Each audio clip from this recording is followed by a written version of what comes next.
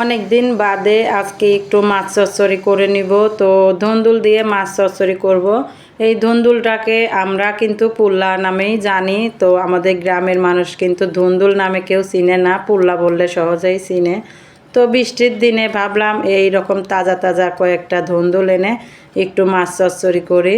তো ধুন্দুলগুলো সুন্দর করে এভাবে ছুলে নিয়ে এই রকম করে কিন্তু আমি কেটে নিয়েছি। আর সাথে কিন্তু আলু, মরিচ, পেঁয়াজ সবই কাটছি। আর যেহেতু কয়েকদিন আগে আমার আঙ্গুলটা তরকারি কাটতে নিয়ে একটু কেটে গেছে, তো হাত দিয়ে কোনো কিছুই করতে পারছি না।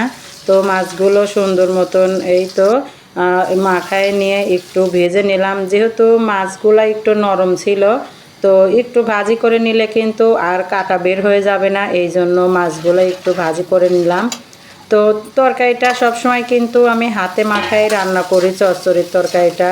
যেহেতু আঙ্গুলটা কাটা, তাই আর কি হাত দিয়ে মাখাতে পারলাম না, জন্য এরকম তেলের উপর দিয়ে হালকা একটু কষিয়ে নিয়ে তো এই তো ঝোল দিয়ে তারপরে যখনই তরকারিটা একটু উতলায় গেল এরকম মাছটা দিয়ে দিলাম। তো এরকম মাছ চচ্চড়ি খেতে কিন্তু ভালোই লাগে। তো এই তো আমার চচ্চড়িটা কিন্তু শেষ, তেল উঠে গেছে। তো এই রকম করে চচ্চড়ি খেলে কিন্তু অনেকটা ভালো লাগে, একটু পুরা পুরা হয়।